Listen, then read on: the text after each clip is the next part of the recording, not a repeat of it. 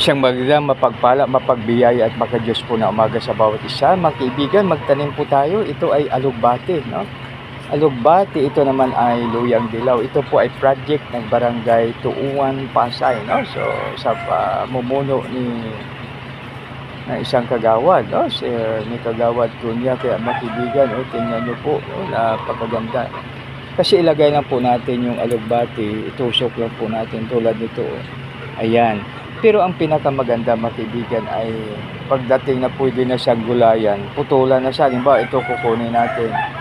Pagkunin po natin ito, mag-ano na siya, magsanga na yan yun. So, halimbawa, sanga niya ay 2 o kaya 4, no? Kaya napakaganda. Ayan mga kaibigan, alugbati. Pero ang pinakamaganda na lupa na gagamitin natin ay ang ating basura na nabubulok, ipunin po natin, ilagay lang po natin sa, tulad dito mga kaibigan, ilagay lang po natin siya, no? Sa ilalim lagyan ng lupa, tapos yung basura natin, no? So hindi sa babaho dahil mag-reserve tayo ng lupa na itabon ulit, no? So kaya ito mga kaibigan, magtanim po tayo ng alugbati. Sa muli isang maganda, mapagpala, mapagbiyaya at makadiyos po na maga sa bawat isa. God bless us all.